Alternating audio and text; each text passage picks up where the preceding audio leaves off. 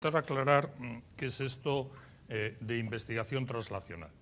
Investigar, a mí me llamó mucho la atención en una presentación del jefe de investigación de mi hospital, que dijo que investigar no era obligatorio, que era voluntario. Y esto me llamó poderosamente la atención, porque investigar es un hecho consustancial, con el ejercicio de la medicina. Investigar sencillamente no es un señor o una señora con un microscopio o una plataforma genética. Investigar es preguntarte si los tratamientos que tú pones a tus pacientes dan los mismos resultados que los que ponía ese señor en Estados Unidos a sus pacientes y que lo tienes en una revista científica. Sencillamente eso es investigar. Entonces yo creo que todos los médicos que hacemos asistencia tenemos que investigar. Y un hospital, cuanto mejor es su investigación, lógicamente mejor es su asistencia y viceversa. Y un hospital no es un sitio donde se obtienen muestras solamente, es un sitio donde hay que investigar. Bien, el consejero ya ha hablado de translación, traducción, si le quitamos la N, trasladar, y bueno, hay gente que lo define, debe ser un problema de velocidad, es la transferencia rápidamente posible del laboratorio a la clínica, a la cabecera del enfermo, del laboratorio a la cama. Bueno, yo creo que no es un problema de velocidad. Vamos a ver qué tipo de problemas hay. Clásicamente, diferentes investigaciones, la investigación básica, los básicos han estado, bueno, pues estudiando diferentes, la mosca del vinagre, que lo pongo ahí, y otro tipo de animales, con sus plataformas. Sin duda todo eso ha servido para llegar donde estamos, qué duda cabe. La investigación clínica, los clínicos, muy obsesionados mirando lo que le pasa a los pacientes, si los pacientes que son zurdos tienen peor pronóstico en una determinada enfermedad que los diestros, es decir, una medicina muy intuitiva, y como todo lo intuitivo, aciertas o fallas, error o acierto, y así ha ido evolucionando las cosas. Investigación en gestión, calidad y servicios de salud, investigación epidemiológica para la salud pública, la salud de las comunidades. Uno de los hechos más importantes en salud pública que decía el consejero de otro consejero fue la potabilización del agua, y de similares características será si se deja absolutamente de fumar. Se evitará un montón de muertes y un montón de enfermedades. Tendrá las mismas características. Y por supuesto la investigación biotecnológica, la tecnología aplicada a la biología. Bien, esto es un poco, perdónenme la diapositiva, dos columnas de números. El primer número es el año y el siguiente número después de la coma son las publicaciones. Las publicaciones a dos palabras, investigación translacional, en PubMed, en una base de datos de revistas indexadas. Y esto es lo que hay. En 1963 sale por primera vez y luego se tira una serie de años sin aparecer. Hasta que en el año 2012 pues ya tenemos 7.755 publicaciones en que aparecen esas dos palabras, investigación translacional. Luego debe ser algo importante y algo frecuente. Bien, tenemos por un lado la investigación básica, por otro lado tenemos la investigación clínica, y de la unión de la investigación básica y la investigación clínica tienen que salir proyectos preclínicos que nutran este círculo. Es decir, lo que se ha dicho del laboratorio a la cama del paciente. Es decir, qué beneficios con toda la tecnología que los investigadores básicos tienen podemos dar a nuestros pacientes en función de sus características. Y eso es muy importante en los hospitales de tercer nivel, porque la investigación translacional tiene que pivotar lógicamente, si es del laboratorio a la cama del enfermo, tiene que pivotar en la cama del enfermo, que es donde está el beneficio, es donde está el reto, es donde está la dificultad. Y no en otro sitio. Luego otras cosas serán secundarias, pero el beneficio del enfermo es lo prioritario, seguro. Otros hospitales de un nivel más secundario, bueno, pues pueden participar en función de hacer ensayos clínicos, colaborar, y luego las grandes plataformas tecnológicas que no tienen por qué estar en la universidad, pero que muchas veces sí que están en la universidad. La universidad muchas veces entra aquí por llamarse universidad, pero muchas veces no. La universidad no tiene grandes plataformas tecnológicas, depende de qué universidad. Puede ser sencillamente centros de investigación. Hay profesionales de la investigación. Cuando la ministra de Sanidad, Celia Villalobos, destinó un montón de millones, en aquel momento eran pesetas, creo, o ya eran euros, a hacerles las redes temáticas de investigación en cáncer, eso fue en el año 2000, 2001, pudo ser, 2000, perdón. Bueno, pues cuando dedica toda esa cantidad de dinero para investigación, resulta que ahí aparecen una serie de investigadores profesionales, es decir, de centros de investigación. La Recerca de Cataluña, el CENIO, Y aquello que iba a ser destinado a una investigación para el Sistema Nacional de Salud, ese que modula y controla el Consejo Interterritorial, que ya ha salido antes, y que si no tiene mucho cometido el Consejo Interterritorial, la siguiente pregunta que habrá que hacerse es ¿qué pinta el Ministerio o qué futuro tiene el Ministerio? Esa sería la siguiente pregunta, que la dejo ahí en el aire. Bueno, pues volviendo al hilo de la cuestión, los centros monográficos de cáncer y, qué duda cabe, la industria. Hay industria biotecnológica que tiene unas grandes plataformas. Bien, ¿dónde nace esto? Bueno, pues este es el origen. La secuenciación del genoma humano, no muy diferente estructuralmente y en tamaño al genoma de otros seres vivos, no muy diferente. Y bueno, esto es lo clásico, un gen, una RNA, una proteína con una función, nace la proteómica, nace la metabolómica, ¿vale?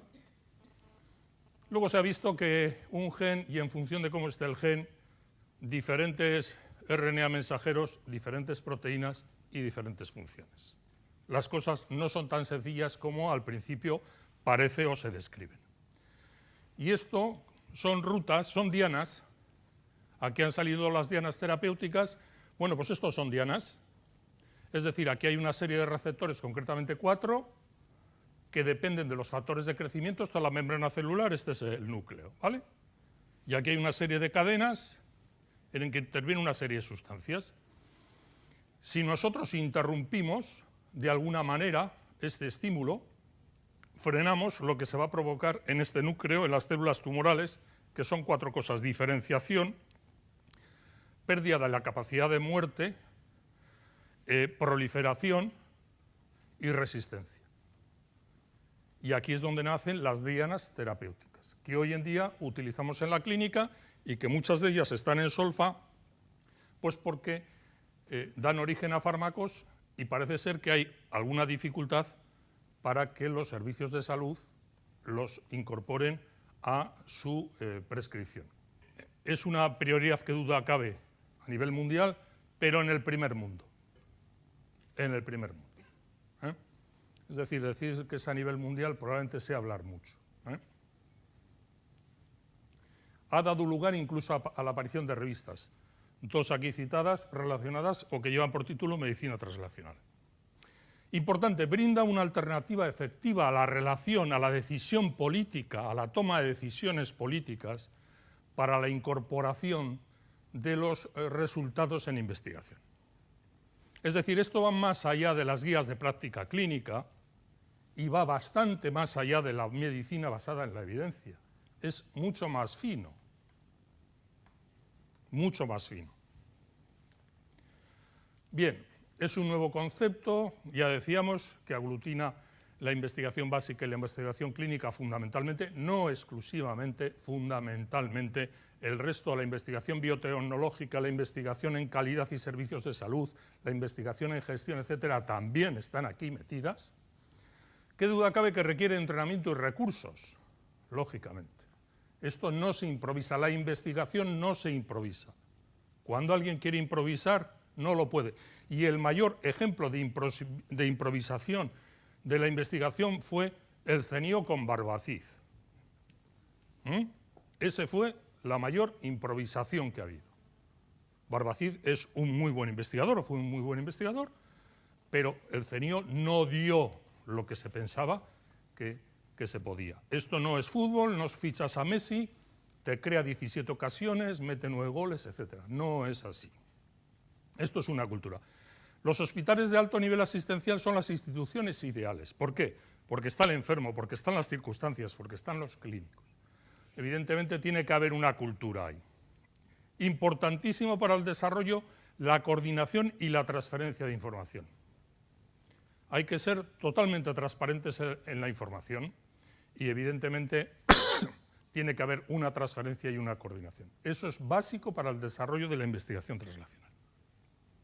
Bien, dentro de la investigación translacional, llamada la medicina individualizada, a mí me gusta más llamarla individualizada,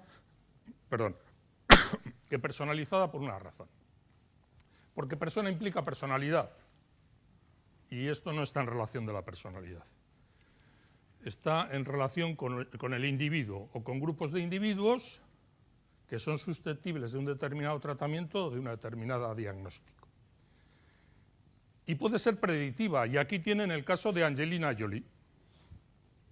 Se hizo por riesgo familiar un test, un análisis de sangre, y se determinó que su probabilidad de tener un cáncer de mama era superior al 80%. Y evidentemente mucha gente le criticó, se hizo una mastectomía, lógicamente. Y eso se llama medicina participativa, porque la paciente participa y toma decisiones, como no podría ser de otro modo. Luego lo podemos criticar lo que nos dé la gana, pero esto es así y debe ser así. Bien, medicina individualizada. Identificamos individuos que tienen una determinada probabilidad de responder a un determinado tratamiento o de no responder o de tener una determinada toxicidad. Y esto también va un poco en relación con la medicina individualizada, en dos partes. Por una parte está el paciente, análisis genéticos, se ven función y mecanismos de acción, se genera conocimiento con fármacos frente a dianas, biomarcadores, y esto se pone en marcha. Y aquí tenemos algunos de los acontecimientos que ha habido. El más antiguo es el cromosoma Filadelfia de la leucemia mieloide crónica, que hoy en día sabemos que un fármaco frente a diana, que es el Glivec, se obtiene muy buenos resultados. Muy buenos resultados. Y el Glivec no es quimioterapia. Es un fármaco que actúa frente a una diana de esas que hemos visto antes, no de esas, de otras similares. Y hay el Herceptin, que también se ha hablado en el cáncer de mama, el BRCA y otra serie de ellos. No me voy a alargar más porque tampoco tiene demasiado interés. Y aquí tenemos en medicina individualizada una serie de determinantes que nos sirven para el diagnóstico, en unos casos, para predecir la respuesta al tratamiento, en otros casos, para establecer un pronóstico de la enfermedad, en otros casos, y para monitorizar la enfermedad en función de los tratamientos. Es decir, ir sabiendo si la enfermedad está respondiendo o no está respondiendo. Y es más, podemos tener una determinada enfermedad con un determinado perfil genético, administramos un determinado tratamiento y evidentemente ese perfil genético va a ser cambiado, va a cambiar y ya no va a responder a este tratamiento. Pero lo podemos determinar y podemos generar otro tratamiento y repescar a esos pacientes, y eso se está haciendo hoy en día en cáncer. Y eso es medicina individualizada. Por ponerles un ejemplo, se vio que las mujeres con una variedad concreta de cáncer de pulmón, que es el adenocarcinoma, que eran asiáticas y que no habían fumado, respondían fenomenal a dos fármacos, el gefitinib y el erlotinib. Por cierto, el erlotinib es de Roche, pero bueno, no tiene nada que ver, ¿vale? Entonces, esto era así. Claro, el precio de estos medicamentos son 2.800 euros mes de tratamiento. 2.800 euros mes. Claro, esto es hipoteca cualquiera, ¿no? Bien. Esto es lo que os decía. Se vio que en fumadores solamente respondían el 9%, en tanto que no fumadores el 50%. Los hombres el 13%, las mujeres 37%. La variedad adenocarcinoma el 31%, los no adenocarcinomas, es decir, las otras variedades el 2,3%, los asiáticos el 29% y los no asiáticos en inferioridad. Y se dibuja ese perfil. Claro, evidentemente no excluye, tienes gente que no es asiático, que no es mujer y que fuma y que puede responder. Empiezas a generalizar tratamientos, es decir, empiezas a elevar coste sanitario. Hasta que llegan unos... bueno, el asunto es un receptor, una proteína transmembrana, una proteína que está en la membrana celular de las células tumorales. Y en su parte, esta es la membrana, esta es la parte extracelular y esta es la parte intracelular. Y ahí es donde actúan esos medicamentos en unos lugares muy concretos. ¿Por qué? Bueno, pues porque un tal Lynch y un tal Páez publican a la vez en el 2004 que si hay unos cambios, unas mutaciones en esos lugares y dependiendo de las mutaciones se responde a ese tratamiento. Ya no tenemos que buscar mujeres, ni asiáticos, ni no fumadores, ni adenocarcinomas. Tenemos que ser capaces de hacer la determinación. Estas son las dos publicaciones que salen a la vez. Una sale, ya veis, en mayo y la otra sale en junio del mismo año. Una en Science y la otra en el New England. Esto es medicina personalizada o individualizada. Es decir, los fármacos no vale para todo el mundo, vale para alguien en concreto, pero nosotros los clínicos tenemos que saber determinar las mutaciones de GFR. Y de hecho, bueno, eso se ha hecho gracias a los grupos cooperativos, etc. Y este es el caso que Lynch publica para que lo veáis. Un ejemplo, yo creo que vale por 1000 palabras. Aquí tenéis una cosa como muy negra, esto es una rodaja donde están los dos pulmones, y esto es una cosa muy, muy blanca, que es opaco, que no es aire, ¿eh? El pulmón tiene que tener aire. Y veis como después de un tratamiento se aclara, es decir, el paciente responde. Y este es un hecho, no de Lynch, este es un hecho de un paciente que está vivo y que es del Hospital de Cruces, y que tiene borrado el nombre para que no se vea. Veis aquí en un corte qué lesión tiene, son cortes diferentes, y aquí prácticamente ha desaparecido. Es por el tratamiento, tenía la mutación, y aquí el mismo paciente, la lesión, y aquí queda mucha menos lesión, o a lo mejor incluso es cicatriz. Y este tratamiento, la respuesta, ya no me voy a alargar poco, la respuesta a este tratamiento no es que dure 2 días o 3, dura bastante tiempo, superior al año. Esto era impensable hace años, esto era impensable. Estos pacientes, pues bueno, sucumbían mucho antes. Bien, ¿qué es lo fundamental? Bueno, pues se ha diseñado se ha establecido que la investigación translacional es un camino, es una carretera que va desde la investigación básica, el diseño del prototipo, el estudio preclínico, el estudio clínico, los estudios tardíos, las evaluaciones de tecnologías, hasta que llega al final. Pero hay dos puntos claves en la investigación translacional. Uno es que el prototipo de investigación básica llegue al mercado, todo está relacionado con la economía, y otro es que la tecnología sanitaria llegue al cuidado de los pacientes, que también está relacionado con lo económico. Y bueno, pues se distinguen 3 etapas en investigación translacional. La T1, que es ni más ni menos que, para que entendáis, no solamente ensayos clínicos con fármacos, sino otro tipo de estudios muy similares a ensayos clínicos que también son para diagnóstico, etcétera, donde se prueba la eficacia y la seguridad, y es una traducción efectiva de los nuevos conocimientos, mecanismos, etcétera, etcétera, que nos llevan. Pero en situaciones ideales, es decir, nosotros seleccionamos la población, no es la población que llama a la puerta de la consulta y entra. No, todos no valen. Valen los altos de menos de 70 años, etcétera, etcétera, etcétera. La T2 es los resultados que hemos obtenido en la T1, los tenemos que llevar a la práctica habitual. Lo primero era eficacia, esto es efectividad. ¿Por qué? Porque aquí la población ya no está seleccionada. Es la que viene a las puertas de nuestra consulta y vamos a ver si es igual, el fármaco actúa de igual manera, o el fármaco o la prueba. Y también aquí entran los estudios de coste-efectividad para intentar convencer a los decisores que es coste efectivo. Y por último, la tercera parte es el impacto sanitario que tiene la población y si hay otras medidas que pueden acompañar, medidas culturales, sociales, políticas, etcétera, etcétera. Acabo, ¿eh? Bien, esto es lo mismo en un diagrama de la evolución de la investigación translacional en salud. También es aplicable a los colectivos, en algunos casos, es decir, a la salud pública, no a la salud individual del individuo, sino a la salud pública. De la misma manera, ciencia básica, determinantes, intervenciones, estudios, etc.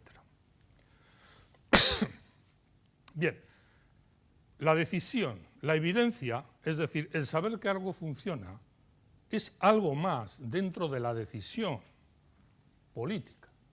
Es decir, porque algo funcione, el político no toma la decisión de incorporarlo. Es algo más. Hay otras muchas cosas. La recepción de la evidencia no es una puerta que esté siempre abierta, la puerta del político, para recepcionar esa evidencia. Hemos visto que el consejero está hipotecado su tiempo pues, con el tema del copago, pues probablemente no esté atendiendo otras cosas, porque pues, su tiempo es finito, etcétera, etcétera, y tiene sus limitaciones como todo el mundo. Hay una diferente interpretación en la evidencia entre la comunidad científica y la política. No se interpretan igual la evidencia. Diferentes tiempos, la política toma decisiones en breve. La ciencia no, la ciencia se tarda mucho tiempo en sacar un estudio y en sacar conclusiones, y además es muy costoso desde el punto de vista económico. Y luego la política, ¿qué busca? Que funcione. Y el científico, ¿qué busca? ¿Por qué funciona? Y son dos conceptos totalmente diferentes. Los dos, bueno, pues razonablemente adecuados. Bien, la gestión clínica, es decir, la gestión de nuestros hospitales, la macro y la microgestión, debe de tener en cuenta aspectos no considerados en una actividad asistencial de buen nivel y eficiente. Y debe de tener en cuenta a la investigación. La investigación clínica nunca ha sido considerada un valor añadido. Y esto debe de cambiar. La investigación clínica debe ser un valor añadido del hospital, del centro o de lo que sea. La investigación de calidad, como os decía antes, solo es posible si la asistencia es de calidad y, lo que es más importante, viceversa. La asistencia es de calidad si hay investigación de calidad. Si no, probablemente no. Y apostar por modelos de gestión innovadores que favorezcan la investigación y la innovación tecnológica, siempre acorde con el tema presupuestario, etc. Bien, los obstáculos, bueno, pues el desarrollar las diferentes fases de la translacional, normalmente la T1, la primera fase, desbalancea y es la que hipoteca el resto. Bien, ¿qué tenemos aquí? Bueno, pues cómo conseguimos recursos, muy brevemente, de Europa, el 7º programa marco, el DG Sanco, el FEDER, del Ministerio de Sanidad y Consumo, los CIBER, las redes temáticas de investigación corporativa, las convocatorias de reserva de recursos humanos, las convocatorias para proyectos de investigación I+D+I y también las convocatorias de infraestructura e instalaciones. Del Gobierno vasco, 3 departamentos: Sanidad, Educación e Industria. Y por último, entidades privadas, bueno, sociedades financieras, bancos, ya cajas de ahorro no hay, tienden a desaparecer, asociaciones sin ánimo de lucro, la industria farmacéutica, farmaindustria, tal, y fundaciones benefactoras. De ahí es donde podemos conseguir o donde se tienen los recursos para la investigación.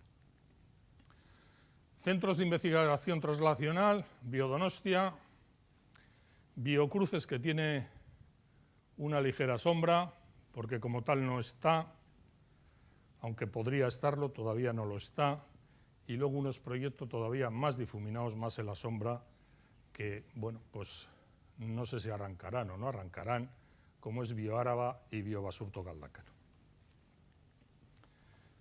Esto, hace poquito, una empresa tecnológica del País Vasco detecta un sistema que sirve y que lo manda a Estados Unidos, lo han comprado 3 o 4 hospitales americanos. No participó ningún clínico de Osakidetza.